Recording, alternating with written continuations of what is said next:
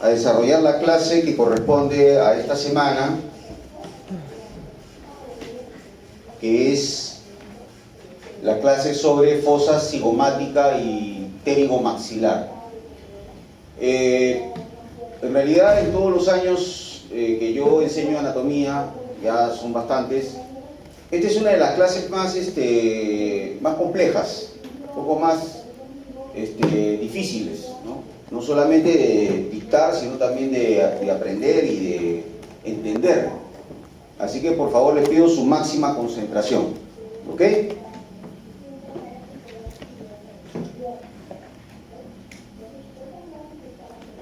Vamos a empezar con la fosa cigomática, ¿no? O sea, hasta la semana pasada habíamos visto la región parotidia, habíamos visto los músculos de la expresión facial, habíamos visto los músculos masticatorios o masticadores, ¿no? Pero ahora ya el tema está en que voy a profundizarme un poco más en la región, voy a ingresar por el maxilar inferior o mandibular, y voy a ingresar a una cavidad, a una fosa, que es la fosa cigomática, y después inclusive voy a ir más allá y voy a ir a la fosa pterigomaxilar, ¿ok? Entonces, la fosa cigomática, los límites son arriba el arco cigomático, abajo el ángulo del maxilar inferior, adelante la tuberosidad del maxilar superior, atrás el borde posterior de la rama del maxilar inferior, y afuera, o sea, externamente, la rama del maxilar inferior, y hacia adentro, en profundidad, la apófisis pterigoides. Vamos a verlo en imagen, vean ustedes.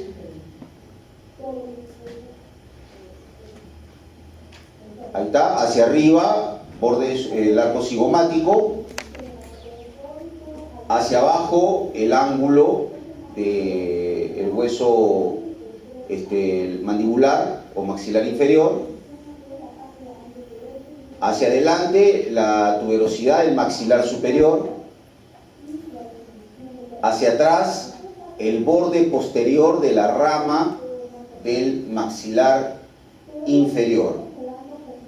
Esos son los límites. Ahora, externamente, la rama del maxilar inferior, y en profundidad, ahí tenemos las apófisis, la cara lateral de las apófisis pterigoides, ¿ok? Pues ahí, ustedes ven, hemos tenido que romper el arco cigomático, hemos tenido que desinsertar y sacar el maxilar inferior para ya visualizar la fosa cigomática,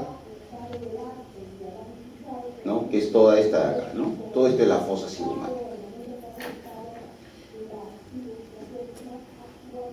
El contenido: los músculos pterigoideos, que ya los vimos la clase pasada, ya no los vamos a mencionar en la presente clase, pero el otro contenido importante de la fosa cigomática es la arteria maxilar interna y el nervio maxilar inferior o quinto 3, ¿no? La tercera rama del trigémino, ¿ya? Maxilar inferior o quinto 3.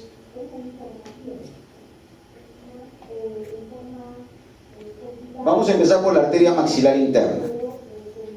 La arteria maxilar interna es una rama que sale de la temporal superficial y se mete dentro de la fosa cigomática, ¿no es cierto?, a través de la articulación temporomandibular, ¿no es cierto? Ahí se mete a la fosa cigomática y va a dar una serie de ramas que la vamos a estudiar el día de hoy.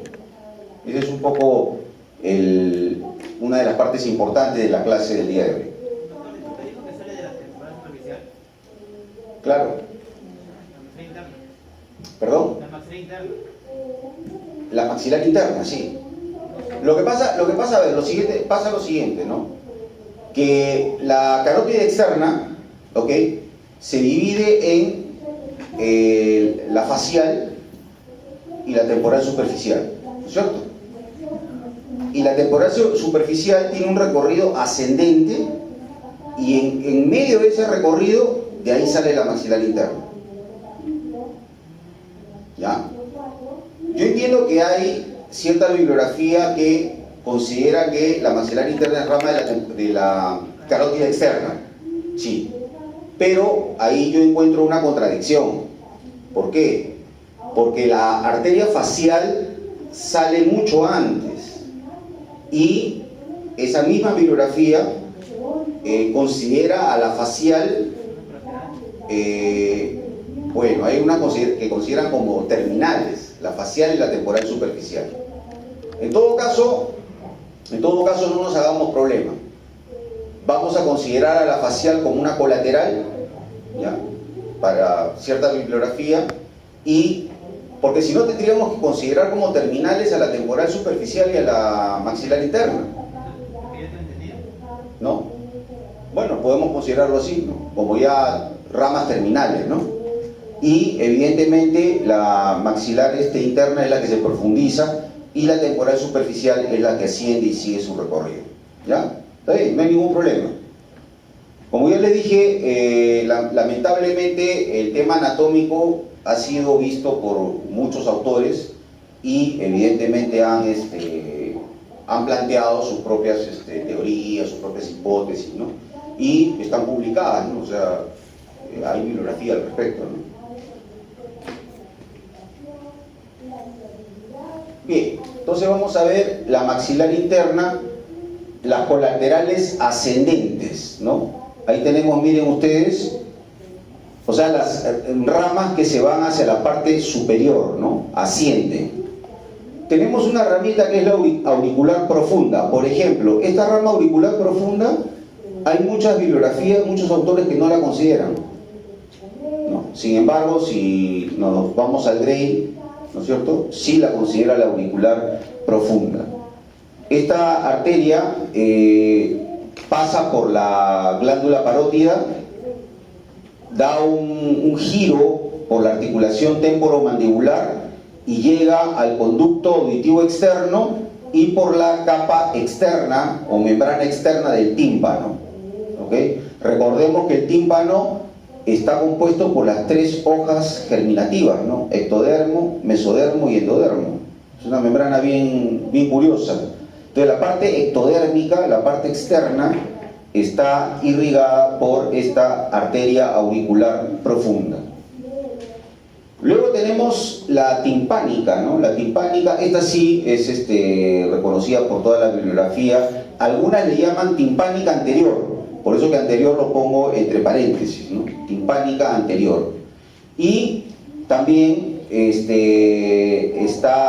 circunda la articulación temporomandibular, que ya la estudiamos en la clase pasada, y se ingresa por la cisura de Glasser, ¿no es cierto? Y así llega al tímpano y le da irrigación al tímpano. Tenemos la meningia media, que es una de las más notorias en la región. Recuerden de que la meningia media pasa por un ojalito, un ojal que le hace el nervio aurículo temporal, ¿no?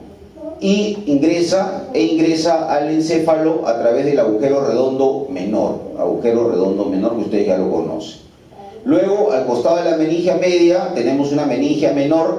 Alguna bibliografía la menciona como meningia accesoria, ¿no? Meningia menor accesoria, y esta ingresa a través del agujero oval, ¿no?, por donde sale la rama del quinto 3, por ahí ingresa la arteria meningia menor para darle irrigación al ganglio trigémino, ¿no?, o ganglio de Gasser, ¿no?, como alguna bibliografía lo menciona, ganglio de Gasser. Luego tenemos las arterias temporal profunda anterior, temporal profunda posterior, ¿no?, que van a irrigar al músculo temporal, que lo vimos en la clase pasada. Estas son las colaterales que ascienden, las colaterales que van para arriba, colaterales ascendentes. Ahora vamos a ver las colaterales que van hacia abajo, las colaterales descendentes. Eso también hay que tomarlo con pinzas, porque no es del todo cierto. Ahora lo voy a explicar por qué. Aquí tenemos la dentaria inferior, ¿no?, que es rama, y con su rama miloidea, da una ramita para el músculo miloideo, la dentaria inferior, y se mete al conducto dentario inferior y llega hasta el mentón, ¿no? Hay una rama también mentoniana que llega al mentón, que sale por el agujero mentoniano, lo vamos a ver ahora. Luego tenemos las pterigoideas, porque no es una, son varias, por eso que dice número y origen irregular. Hay algunas que descienden efectivamente, son ramas laterales descendentes, pero también hay algunas pocas que también van hacia arriba, como lo vamos a ver después. O sea, no es cierto de que todas sean descendentes, ¿no? Tenemos la bucal, la arteria bucal que va al buccinador, lo perfora y llega a la mucosa oral, ¿no? A nivel de las mejillas, ¿no? A la mucosa oral. Tenemos la maceterina, es la arteria que va al músculo macetero, pasa por la escotadura del maxilar y llega al macetero. Y tenemos después la palatina superior o descendente, algunos le llaman palatina mayor, que lo pongo en rojo, ¿por qué? Lo pongo en rojo porque esta arteria palatina, si bien es cierto es considerada como descendente de la maxilar interna, es una rama que ya nace a nivel de la fosa pterigomaxilar, ya no de la fosa cigomática, ¿ok? Sino de la fosa pterigomaxilar. O sea, es una arteria bien profunda que la vamos a ver después, ¿ok? Por eso que la pongo en rojo, ¿no? Esta arteria pasa por el conducto palatino, entre los dos nervios palatino mayor y menor, y ingresa a través del agujero palatino posterior para darle irrigación a toda la zona del paladar.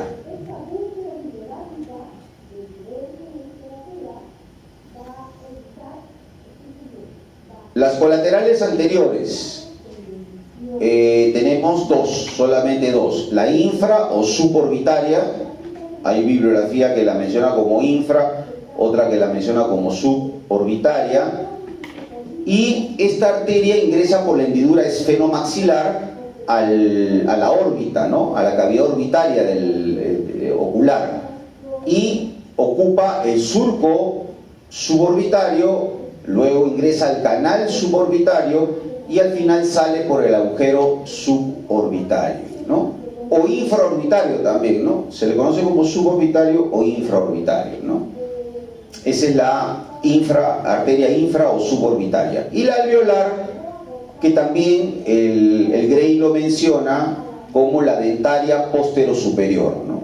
Así lo menciona, dentaria postero-superior, ¿no? Y la alveolar es la otra nomenclatura. Se puede decir de las dos maneras. Vamos a ver un poquito ya en imágenes lo que hemos conversado. Miren ustedes, acá como rama ascendente tenemos dos ramitas, la auricular profunda, que como les decía no todas las bibliografías la mencionan, que va a la región del oído, conducto auditivo externo, ¿no? El pabellón de la oreja, y la timpánica anterior, que también a veces nacen juntas las dos a veces. La timpánica anterior que va a la región del tímpano. Acá tenemos las temporales profundas, ¿no? Las temporales profundas, acá están las dos. Luego tenemos las pterigoideas, acá vemos una pterigoidea, otra que va hacia arriba. Tienen un origen irregular y también están en número irregular. Y la otra que podemos ver acá es la suborbitaria o infraorbitaria, que ocupa el canal infraorbitario y sale por el agujero infraorbitario, como ustedes ven acá, y la alveolar, ¿no? La alveolar que después se ramifica en todos los alvéolos dentarios y le da irrigación a toda esta zona, ¿no? Acá vemos también la dentaria inferior, vean ustedes, que ingresa al conducto dentario inferior y con su ramita, esta es la dentaria, y esta es la ramita miloioidea, ¿no? Esta es la arteria miloioidea que va al músculo miloioideo. Esta es la dentaria inferior que entra al conducto dentario inferior y sale a través del agujero mentoniano, ¿no? Sale a través del agujero mentoniano. Vean ustedes cómo la dentaria inferior ingresa al conducto conjuntamente con el nervio dentario inferior, que también lo vamos a ver a continuación. ¿Ah? ¿Por qué agujero ingresaba en la suborbitaria? ¿Perdón? ¿Por qué agujero ingresaba en la suborbitaria? La suborbitaria está aquí, acá. Primero ocupa el surco. Surco, después ingresa al canal suborbitario y emerge por el agujero suborbitario. ¿Ah?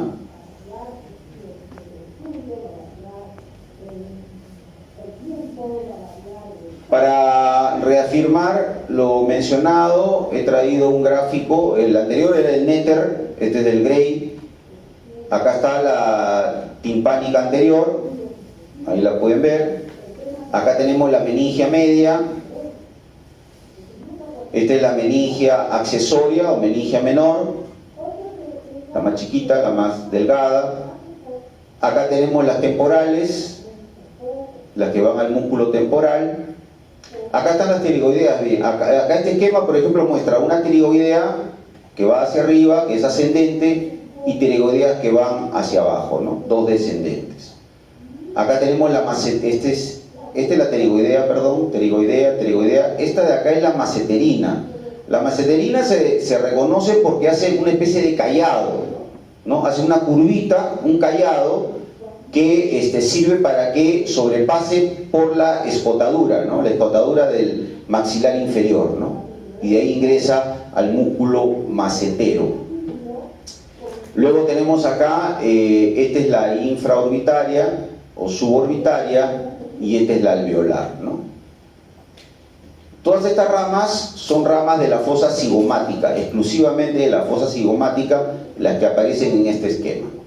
¿Ya?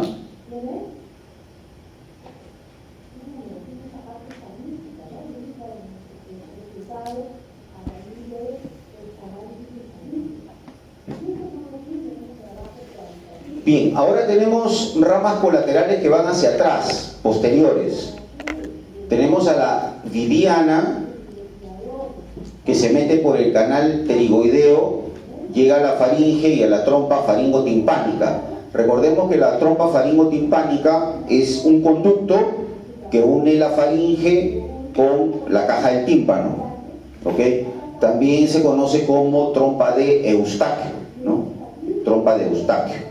Esa es la trompa faringotimpánica. Y la arteria pterigopalatina, que según Gray lo menciona como arteria faringia, ¿no? Pterigopalatina, según nomenclatura francesa, faringia, pasa por el surco palatino-vaginal y llega a la mucosa del techo nasal, ¿no es cierto?, y del seno esfenoidal, o sea, la parte superior, ¿no?, de las fosas nasales y la mucosa del seno esfenoidal.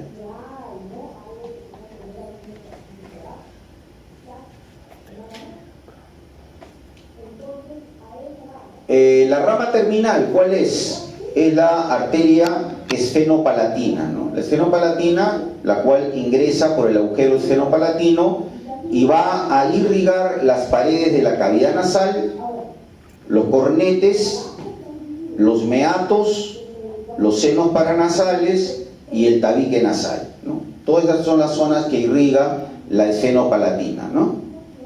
Prácticamente todas en relación a la cavidad nasal. Esa es la rama terminal. Ahí ahora sí vamos a ver en profundidad. Vean ustedes,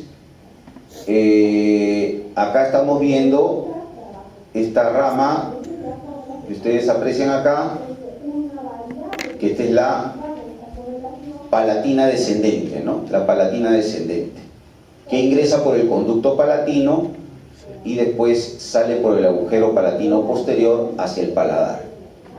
Esta ya la hemos visto. Esta vendría a ser la suborbitaria, esta vendría a ser la alveolar. Vean ustedes que la suborbitaria y la alveolar casi están naciendo cuando empieza la siguiente fosa, ¿no?, la pterigomaxilar. Y esta vendría a ser ya, esta extensión vendría a ser la esfenopalatina, que después se va a diseminar en toda la región nasal.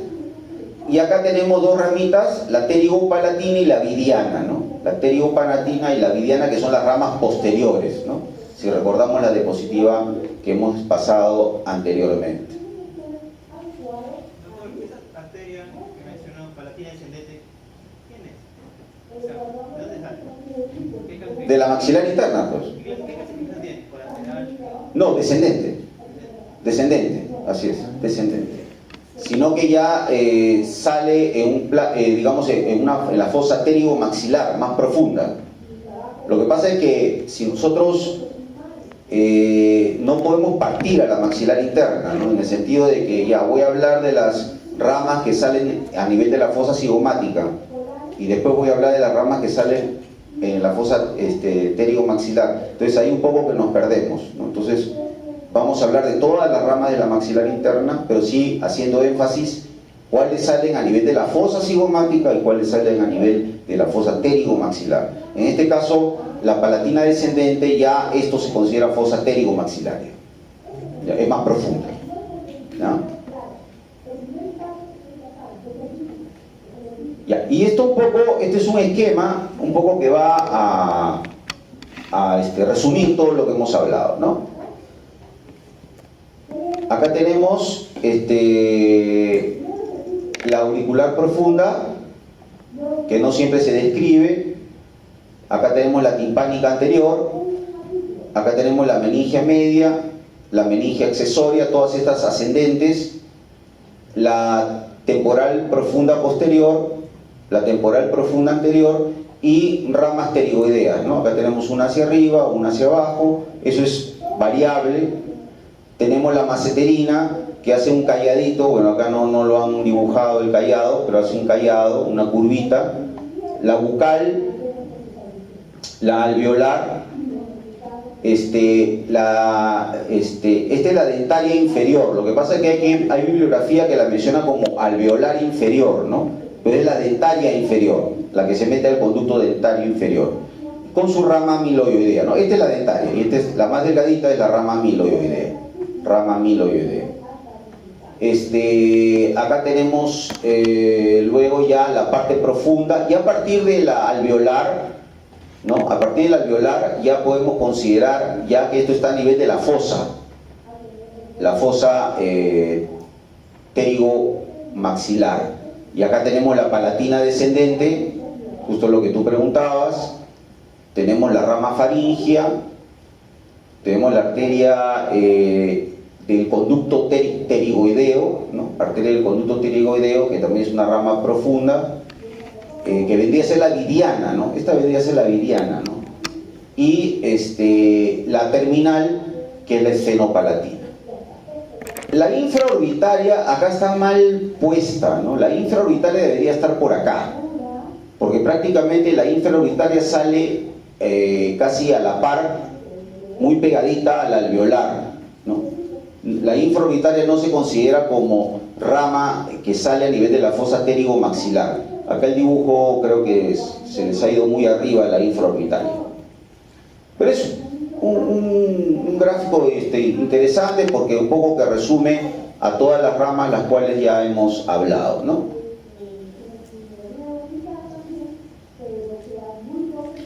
Bien, el otro elemento importante a estudiar en la fosa cigomática es el nervio maxilar inferior.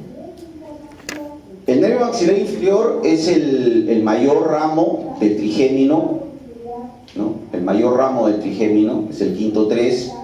Es un nervio mixto, y eso es importante que lo entiendan, porque es el único nervio mixto de las 3 ramas, ¿no? Porque tanto el maxilar superior como el oftálmico son sensitivos, ¿no? En este caso, el quinto 3, el maxilar inferior, es mixto.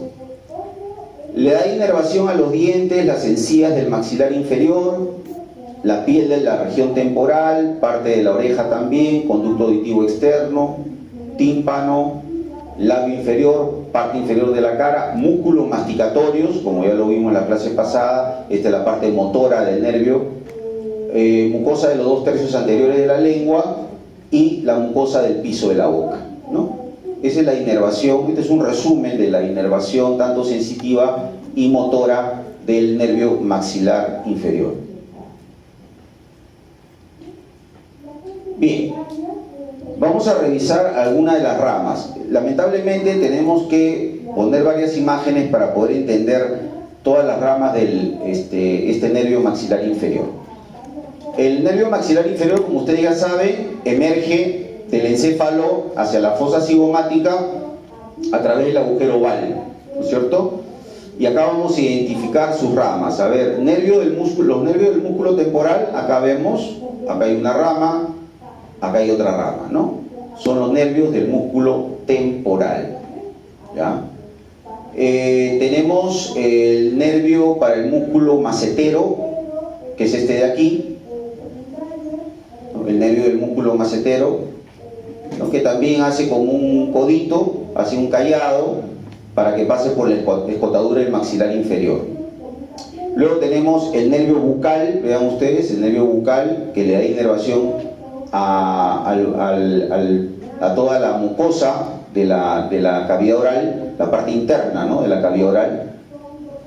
El nervio lingual, ¿no?, el nervio lingual que le da inervación sensitiva a la lengua, ¿no? Recuerden que esto es bien claro, ¿no? Cuando nos mordemos la lengua, nos duele a través del nervio lingual, ¿no? La inervación sensorial lo da el séptimo par, el noveno par, que lo vamos a ver en la próxima clase, ¿ok?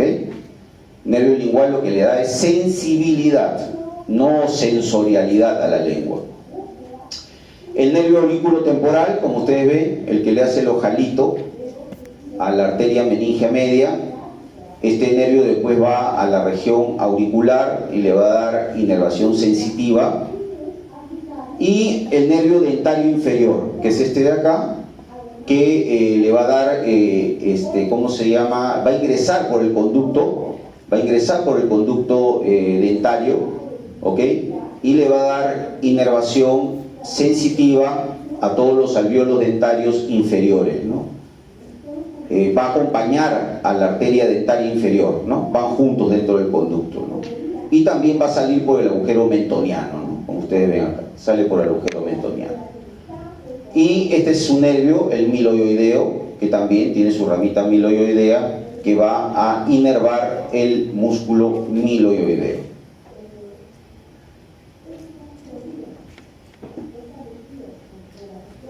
Este esquema ya se lo presenté, me parece, la clase pasada, pero claro, es un esquema, no es un dibujo tipo Netter, ¿no?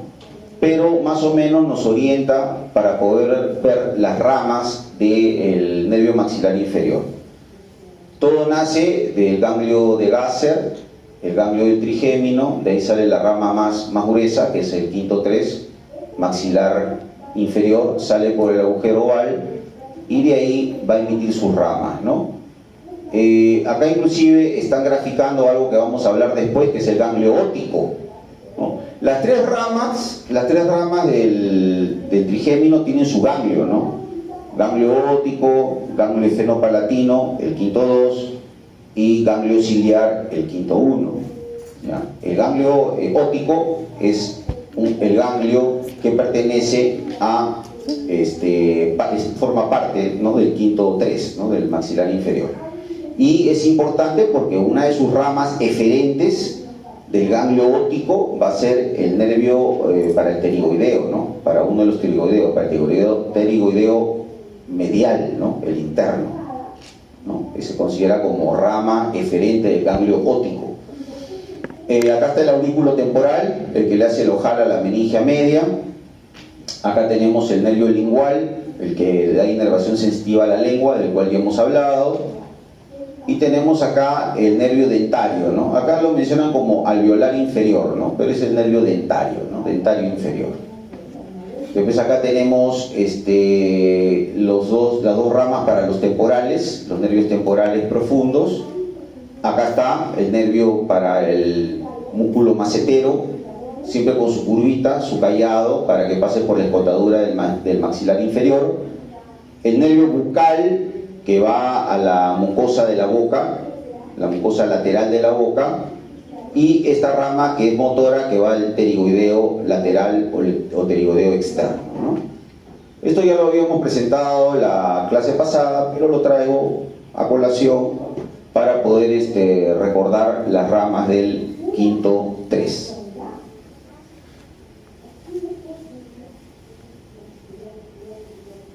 Bien, ahora vamos a entrar a un terreno un poquito más complejo, que es el ganglio óptico, ¿no? El ganglio óptico es el ganglio satélite del quinto 3, ¿no? Del maxilar inferior. Acá tenemos el ganglio óptico, vemos que está en una zona ya bastante profunda, y vamos a dividir sus ramas las vamos a dividir en ramas aferentes. Aferentes quiere decir que llegan, ¿no? Llegan al ganglio óptico.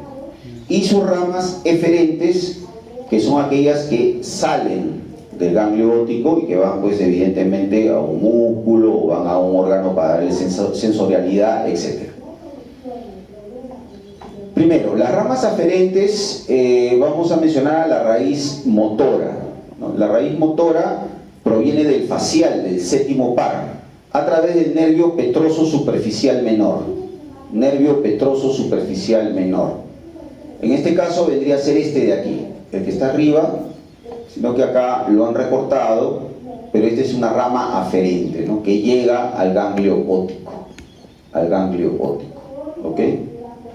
Después tenemos una raíz sensitiva que proviene del noveno par, el glosofaringio, a través del nervio petroso profundo menor. Petroso profundo menor.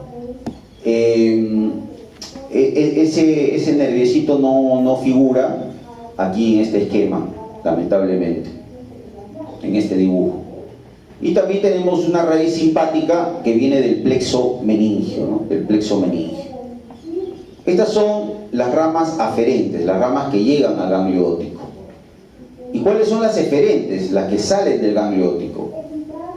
El pterigoideo interno, como ya les había dicho, el pterigoideo interno es una ramita eferente del ganglio óptico. Acá lo vemos, miren. Este es el pterigoideo interno, esta ramita chiquita que está llegando acá al músculo, ¿no? Pterigoideo interno. El peristafilino está de acá. El peristafilino llega a la faringe, ¿no? El músculo del martillo, que vendría a ser esta ramita de acá, que llega al músculo del martillo a nivel del oído interno, el oído medio, perdón, y una rama para la mucosa de la caja del tímpano, ¿no? Que es esta de acá. Rama de la mucosa del tímpano, que es una rama sensorial. Esas serían las ramas eferentes del ganglio óptico. Es un ganglio satélite, un ganglio anexo al quinto 3 nervio maxilar inferior. Ya, esta es una imagen un poco ampliada, sobre todo la de abajo, del mismo ganglio óptico, ¿no? Acá está, la rama para el músculo del martillo, por eso dice rama tensor del tímpano, ¿no? Para el músculo del martillo, ¿no? Y tenemos acá la rama aferente, nervio petroso. Acá tenemos, esto de acá también es importante que acá esta es una ramita para la cuerda del tímpano. La cuerda del tímpano es un nervio que, vean ustedes, proviene del nervio facial y se anastomosa con el nervio maxilar inferior, ¿no? Esa es la cuerda del tímpano. Acá tenemos el aurículo temporal. Bueno, este no es rama del ganglio óptico, pero acá lo estamos viendo. Bien.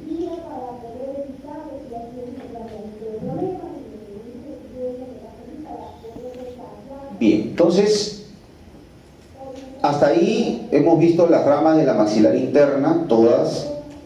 Hemos visto las ramas del quinto 3, nervio maxilar inferior. Hemos visto las ramas del ganglio óptico, tanto aferentes como eferentes. Y ahora nos vamos a adentrar a una zona mucho más profunda, que es la fosa pterigomaxilar. Lo que yo tengo que entender en la fosa pterigomaxilar es que ya es la parte más profunda, que inclusive va a poder tener acceso a toda la zona del paladar y toda la zona de las fosas nasales. Entonces, como ustedes entenderán, es un poco complicado disecar todos los elementos de la fosa pterigomaxilar.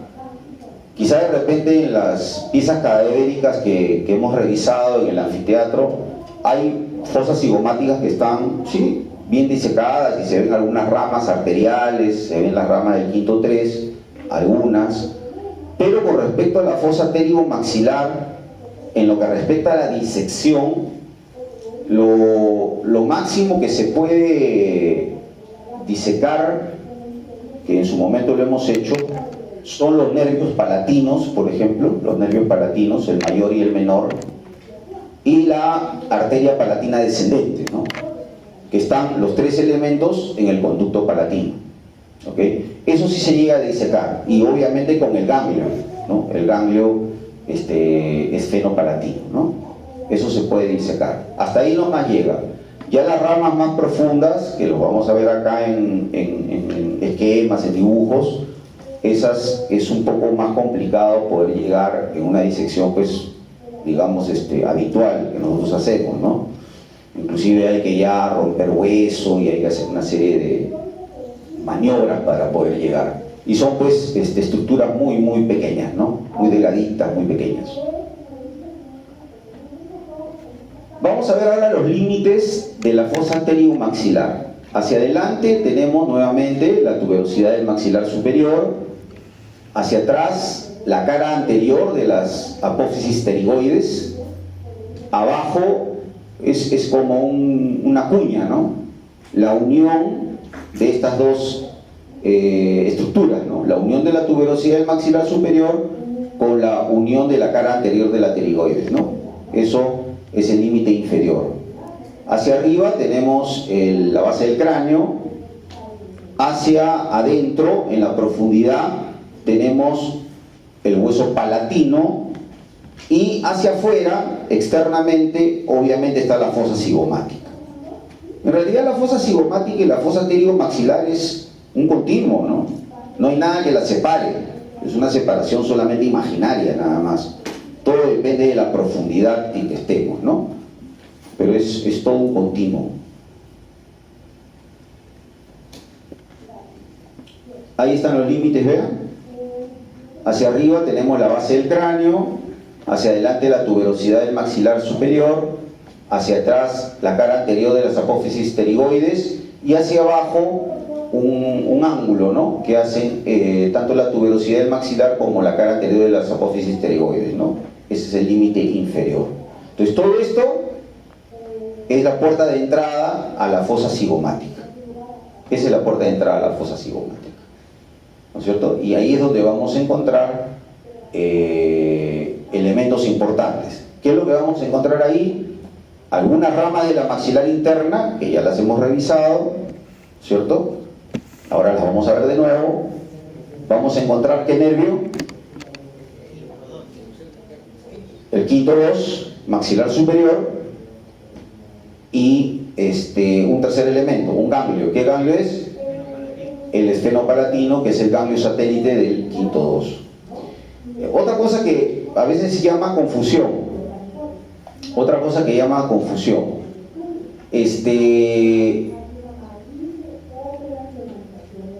a veces al nervio maxilar superior le llaman simplemente maxilar, ¿ok? Y al nervio maxilar inferior le llaman mandibular, ¿ok? Es una nomenclatura muy usada. Entonces, en este caso en particular, yo les sugiero que usemos la denominación maxilar superior, maxilar inferior. El maxilar inferior sí se le puede decir mandibular, no hay problema, ahí está clara la cosa. Pero cuando se refieran al maxilar superior, no le pongan simplemente maxilar, pónganle maxilar superior. ¿Ok? ¿Estamos de acuerdo? ¿Sí? Sobre todo para lo que es efecto del examen práctico. ¿Ya? ¿Sí? ¿Estamos de acuerdo? Ok. El nervio maxilar superior es maxilar superior, nombre y apellido. El nervio maxilar inferior es o maxilar inferior o mandibular. No hay problema. ¿Ya? ¿Ok? Listo.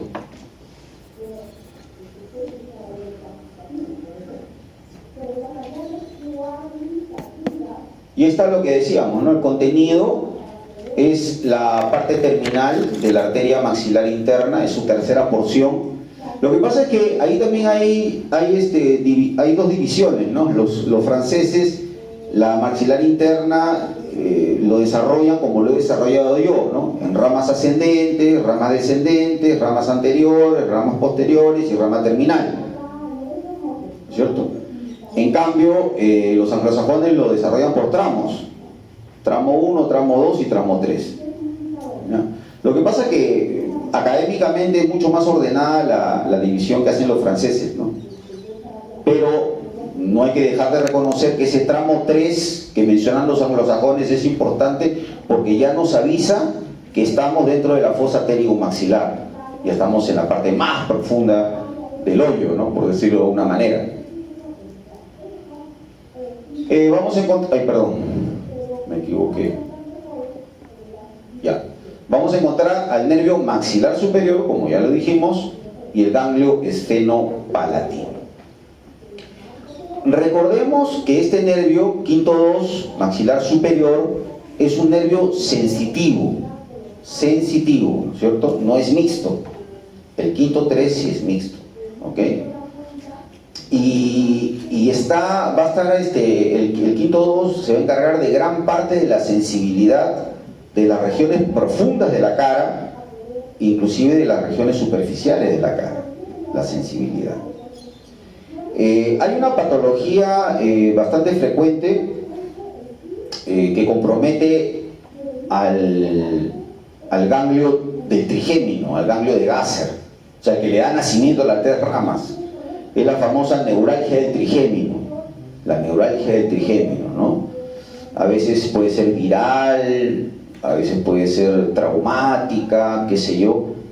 Hay un problema a nivel del ganglio de Gasser, del ganglio del trigémino, y se producen dolores muy molestosos a nivel de una hemicara, ¿no? El lado derecho o el lado izquierdo.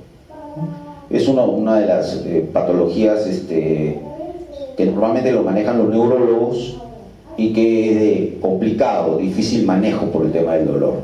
¿Ya? Bien.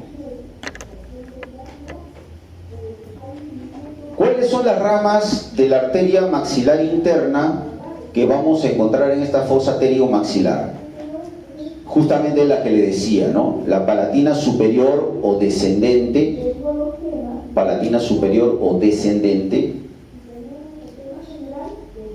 la vidiana, que es posterior, la pterigopalatina y la terminal, que es la esfenopalatina, ¿no? Tanto la vidiana como la pterigopalatina son posteriores y la esfenopalatina es ya la terminal. Y la palatina superior, que es descendente, ¿no? Palatina superior o descendente. Eso, por ejemplo, ya lo hemos visto cuando hemos desarrollado maxilar interna, pero yo lo traigo a colación para que quede claro cuáles son las ramas que las vamos a ubicar en la fosa pterigomaxilar, o sea, en la parte más profunda de la arteria. ¿Ya? Bien, a ver, acá nos vamos a detener un poquito, porque este gráfico es del Gray, ¿ok? Del tratado del Gray. Y es importante porque aquí vamos a ver, no todas, pero vamos a ver buena parte de las ramas de este nervio maxilar superior. Acá lo estamos viendo, este es el maxilar superior. ¿Okay? Ustedes saben que el maxilar superior, ¿por dónde sale del encéfalo? ¿Por qué agujero? ¿Cuál redondo? ¿Mayor o menor? Redondo mayor, pues, ¿no? Por ahí sale del encéfalo y se va hacia la fosa pterigo-maxilar, ¿no? Acá vamos a ver su ganglio satélite. Acá está su ganglio satélite. ¿Cuál es? El esfenopalatino, ¿no? Ganglio esfenopalatino es su ganglio satélite.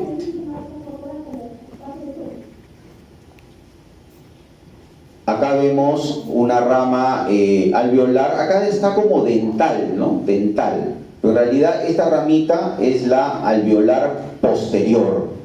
Alveolar posterior. Porque vamos a encontrar también alveolares medias y vamos a encontrar alveolares anteriores, ¿no? Por eso que acá le han puesto dental, pero realmente es alveolar posterior. Estas ramas van a dar la inervación sensitiva a los alvéolos dentarios. Estos son los nerviecitos, pues, que nos hacen patalear cuando tenemos una caries muy profunda, ¿no? Y que ya llega a nivel del nervio alveolar, ¿no? Estas son las que causan el dolor, ¿no? Luego tenemos los nervios palatinos, como ya les dije, los nervios palatinos mayor y menor, que se ingresan por el conducto palatino y se van hacia el paladar por el agujero palatino posterior, salen por el agujero palatino posterior y le van a dar inervación sensitiva al paladar. Estos nervios van acompañados de la arteria palatina descendente, ¿no? Palatina descendente. Luego tenemos acá como ramas aferentes del ganglio esfenopalatino. Tenemos al nervio petroso, al petroso mayor superficial, que es este de aquí, y al petroso profundo. Este petroso mayor superficial proviene del facial, este es el facial. Y el petroso profundo proviene del plexo carotídeo. Ya les he dicho, cuando hablamos de plexo de una arteria, plexo carotídeo, plexo de la carótida externa, plexo de la meningia media, son como fibritas nerviosas, son fibras nerviosas, son nervios que envuelven al vaso sanguíneo, ¿no? Y se aprovechan del vaso sanguíneo para poder llegar al lugar donde tienen que llegar, ¿ok? En este caso, estas fibritas van por el plexo carotídeo y forman un nerviecito que es el petroso profundo. Estos dos van a formar un nervio común que se llama nervio vidiano, que va a pasar por el conducto vidiano, ¿no? Estamos hablando del hueso estenoides, y va a llegar al ganglio esfenopalatino, ¿ya? ¿Qué más vemos aquí? Sí, básicamente eso es lo que quería mostrarle con esta diapositiva, que es bastante aclaratoria. Ahora, hay un nervio que es el suborbitario o infraorbitario, que aquí no lo vemos, porque ese nervio es más lateral, ¿no? Es más, esta es la ramita del infraorbitario, que ya se está metiendo a la órbita, ¿no? Pero acá no lo voy a poder ver en esta vista, tengo que verlo de una vista lateral, una vista externa, que es lo que les voy a mostrar en la siguiente diapositiva.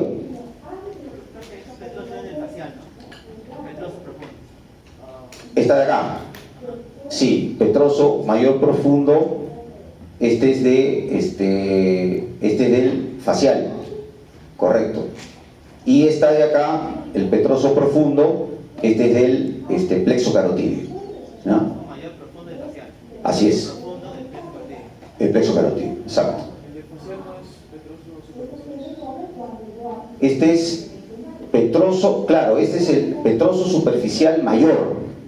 Petroso superficial mayor es este de acá, es la que proviene del facial. Petroso superficial mayor, ¿ya? Este de acá, del facial. Y este de acá es simplemente petroso profundo, nada más, que viene del, como lo repito, del plexo carotídeo. ¿Cómo la vida son petrosos mayores? ¿Perdón? Que deben lidiar con los petrosos mayores. No, en este caso, este es el petroso superficial mayor. Esto es según bibliografía del Greya, por si acaso. No, eso no lo he escrito yo. Sí, pero ¿quién genera el vidiano? Estos dos, pues. Acá está el vidiano. Superficial y El superficial mayor y el petroso profundo, que viene del plexo carotídeo. ¿Ya? Entonces acá ya estamos viendo la rama que nos faltaba, ¿no es cierto? Nosotros estábamos viendo por este lado, estábamos viendo la rama del quinto 2 en profundidad, ¿no? Fosa pterigomaxilar, pero no estábamos viendo esta rama importante, que es el nervio, ¿cómo se llama? Infraorbitario, ¿no? El infraorbitario, que también ocupa el surco infraorbitario, el canal infraorbitario, y sale por el agujero infraorbitario, ¿no? Y le va a dar inervación sensitiva a esta parte de la cara, ¿no? La parte de infraorbitaria, parte nasal, ¿no es cierto? Y también le va a dar inervación sensitiva a alvéolos dentarios superiores. Y miren ustedes, acá hay un nervio importante, el nervio, la rama cigomática, ¿no? Que también sale del quinto 2. La rama cigomática, que es la que le va a dar sensibilidad a toda la zona del pómulo, a toda la región cigomática, la zona del pómulo, le va a dar inervación sensitiva, el nervio cigomático, ¿no? Como ustedes ven, teníamos que ver una posición distinta para poder ver este nervio infraorbitario.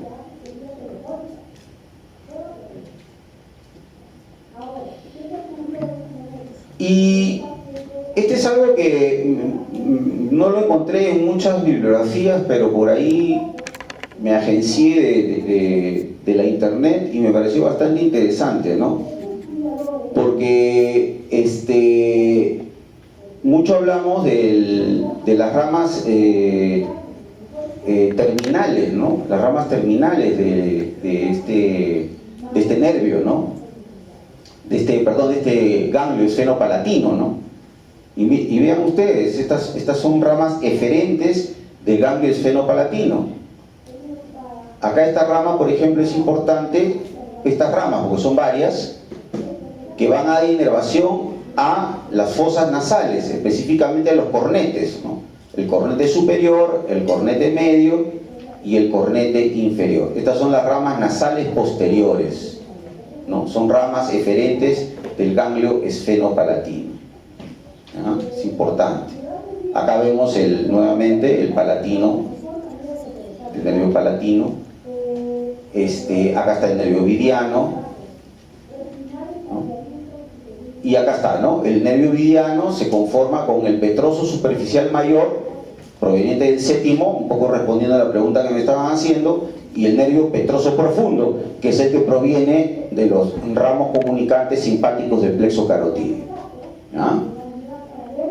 Luego tenemos acá también como una rama terminal, es la rama lateral nasal del nervio etmoidal anterior.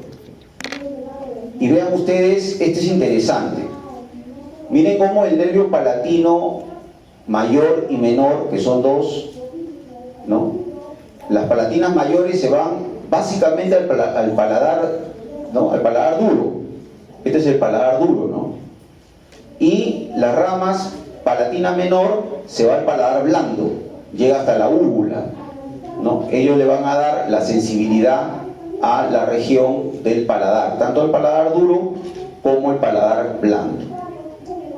Y termina al final, una de estas ramitas termina conformando el nervio nasopalatino, ¿no? El nervio nasopalatino, ¿no? Que pasa por el agujero incisivo y llega prácticamente hasta los dientes incisivos, ¿no? La parte bastante anterior, ¿no? De la arcada dentaria. Y esa vendría a ser ya la parte final y terminal de las ramas del nervio esfenopalatino, ¿ya? Como ustedes verán, para el efecto de la disección, básicamente nosotros llegamos hasta aquí, ¿no? Hasta el nervio palatino. Hasta ahí llegamos. Ya ir más allá se hace un poco complicado porque son filetes nerviosos bien delgaditos, ¿no? Que a la hora de que disecamos los cornetes, disecamos el tabique nasal, etcétera, ya prácticamente se pierden, ¿no? Se pierden en la disección. Muy bien. Esas son las dos fosas, son las